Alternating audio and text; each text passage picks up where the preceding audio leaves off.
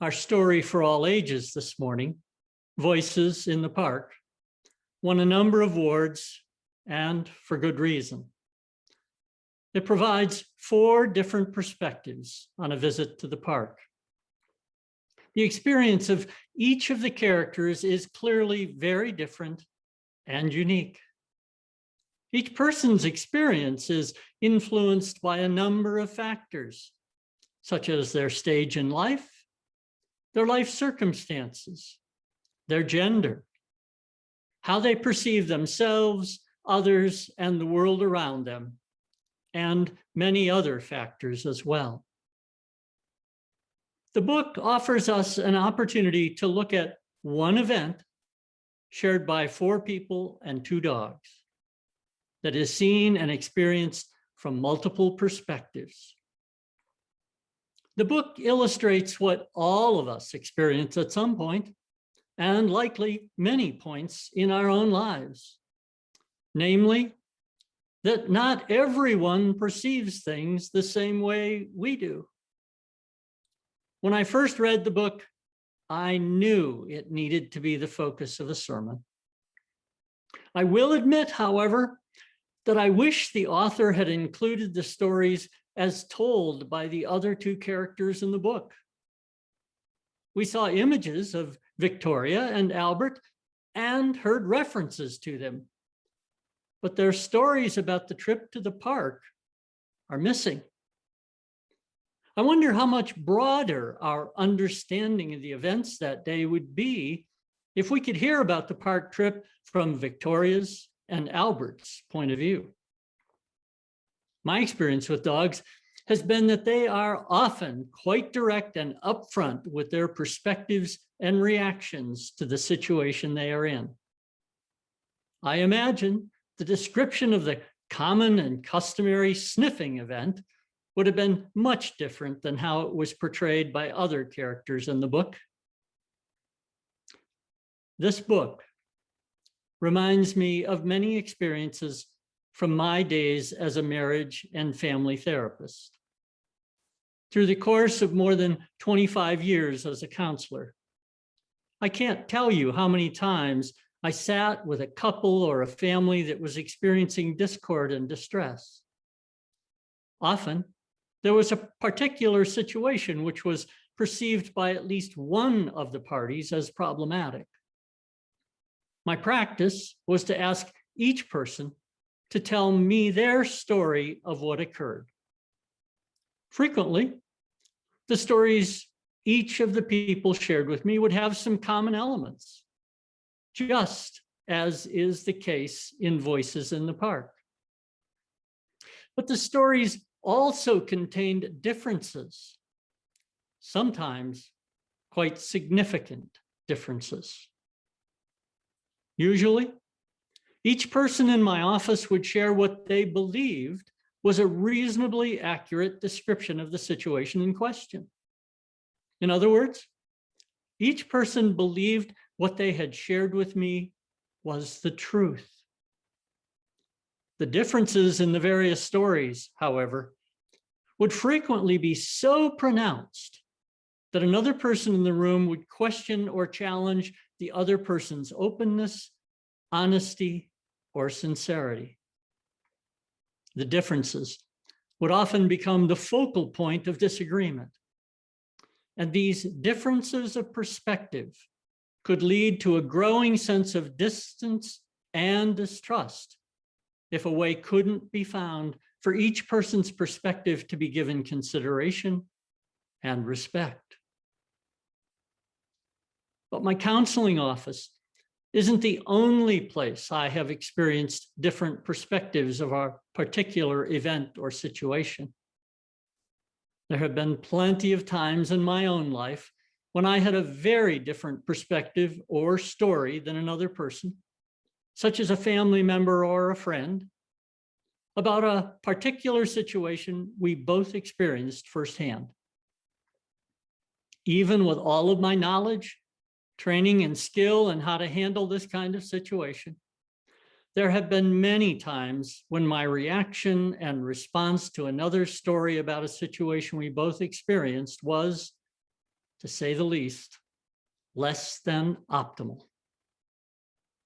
I imagine all of you can think of times in your own life when you had difficulty accepting another person's version of a situation you were a part of. For example, it is not uncommon in my family of origin for one of my sisters to tell a story about some past family gathering, a story that the other members of the family, including me, recall very differently. When this occurs, I sometimes wonder if that sister grew up in the same family I did. There have been more times than I like to admit when I have expressed my doubt or even my disbelief about what my sister would claim to have taken place. As you might imagine, doing so doesn't usually turn out well. Situations like the one I just mentioned offer me an opportunity to learn and grow. These situations offer me an opportunity, but there is no guarantee that I will make the most of the opportunity at hand. Such situations, whenever and with whomever they occur, give us all a chance to recognize that what we perceive and how we interpret what we perceive isn't necessarily the truth, the whole truth, and nothing but the truth. They offer us opportunities to learn and grow as individuals. They also give us a chance to learn and grow as couples, families, groups, and communities of all sizes.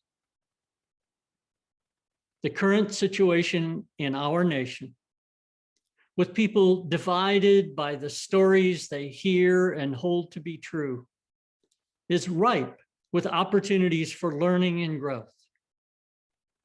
The question is, will we make the most of the opportunities that are present? Will we be able to hear each other's stories and find ways to convey consideration and respect for the person whose story we may not believe or accept to be true? The answers to questions such as these are important. For if the eventual answers turn out to be no, then our nation is in serious trouble. I want to be clear here. I am not suggesting that we always accept what another asserts as fact. Doing so is no more helpful than telling the other person what they are saying is a flat-out lie. The issue frequently isn't whether the story another tells us is true or false. What often matters more than the accuracy or the truth of the story is how we respond to the person telling it. Do we respond in a manner that recognizes and communicates the inherent worth and dignity of the person telling the story?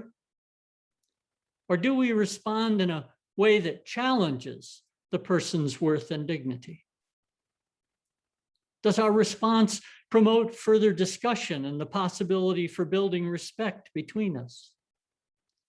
Or does our response generate defensiveness, increased disagreement or animosity, or create more distance between us? If we hope to solve the issues we are facing as a nation, issues such as the ongoing pandemic, systemic racism, and the environmental crisis of global climate change, we are going to have to establish, maintain, and build relationships. Relationships that allow us to work with people who perceive things very differently than we do. This is no simple task. In fact, there will be times when the task will be beyond our capability or even impossible. And yet it is a task we must work toward whenever possible if we want to make this world a better place than it is today. What can we do to work toward getting beyond the differences in the stories we hold to be true? I think the best place to begin is by considering our own stories. As I said earlier, when people would tell me their stories during a counseling session, they usually believed their story to be the truth. In actuality, what they shared was only a small portion of the truth, with some inadvertent untruth sprinkled throughout. Whether we like it or not, that is the case with all of our stories. You heard that correctly. None of our stories are entirely and completely true. And none of our stories contain all of the truth. We all see, hear, and feel things in different measure. What stands out in a situation for me or you may not even be noticed by someone who is right beside us. And through the course of our lives, the experiences we have begin to congeal into a set of stories, often referred to as beliefs. Beliefs about ourselves, others, and the world. As these stories or beliefs solidify, they become filters through which most, if not all, of our perceptions must pass. And this filtering of experience occurs outside of our conscious awareness. There may be a tiny number of people who attain a level of awareness that prevents this kind of filtering from occurring. I have never met such a person myself, but I haven't met everyone in the world yet. Starting with the person that we have the most experience with, ourselves, we can begin to recognize the stories we hold about ourselves, others, and the world that aren't totally true or accurate. As we discover the inaccuracies and untruths in our own stories, we can explore various ways to respond to those stories and beliefs. I will offer a personal example from my own life. When I was very young, I came to believe that I was dumb. I held this belief, this story in my head all the way through grade school, high school, and even into my first year of college. This is quite surprising since in my generation, I was the first member of the entire Peet side of my family, which was quite large, to go to college. And I didn't even recognize that this was a story I was telling myself. It wasn't until a good friend in college caught me mumbling "dummy" under my breath that I became aware of it. My friend thought I was calling them a dummy. That led to a difficult but enlightening conversation. The friend was initially quite upset to think that I thought they were dumb. It took a bit, but I eventually convinced my friend that I hadn't called them a dummy. At that, they settled down. But they were soon upset again, which was very confusing to me. They were upset, I soon learned, because it really bothered them that I would call myself a dummy. They were certain that wasn't true. That situation made me aware of the story I had been carrying and telling myself for years, a story that wasn't true. At that point, the first step in the work had been accomplished, once, the step of awareness. It was a step I would have to repeat many, many more times. The next step was figuring out how to change that story. Initially, when I would become aware that I was thinking myself a dummy, I would tell myself it was dumb to believe that. As you would expect, that approach didn't work very well.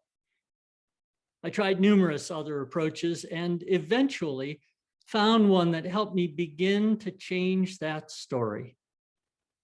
In time, the process of trying different approaches with myself, noticing the effectiveness or ineffectiveness of each one, helped me develop a new story, a new belief about myself. I was able to find a way to recognize when the inaccurate story would kick in. Then I could acknowledge the story and offer myself another version of the story to consider.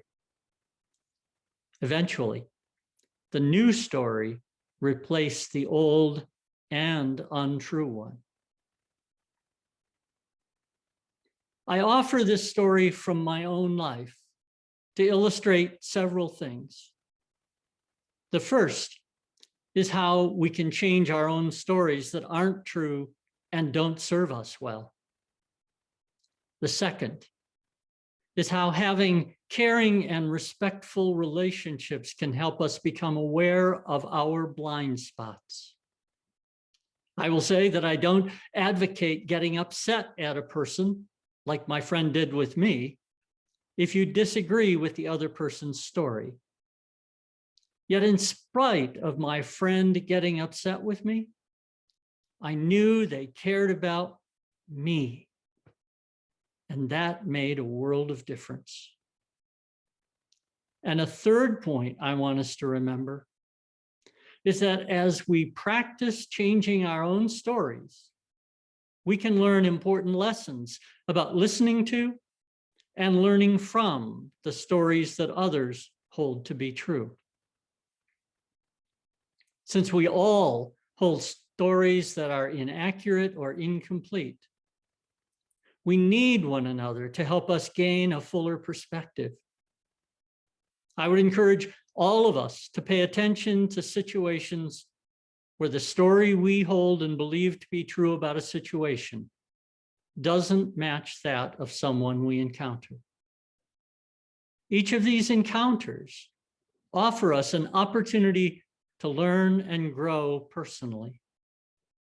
And such encounters hold the possibility for us to be part of the learning and growth of another as well. In the days ahead, as we make the transition to in-person gatherings, I imagine there will be numerous situations where we will encounter multiple perspectives about some situation in the fellowship or beyond. It is my hope that we will take advantage of these situations to live into our third principle, acceptance of one another and encouragement to spiritual growth in our congregation. The more we practice listening attentively to stories that we may not agree with, the more we can hone our skills of being respectful and caring toward the person who is sharing the story they believe to be accurate and true. In time and with concerted effort, we may, one situation and one person at a time, shrink the divides that exist in our families, our communities, and our nation. So may it be.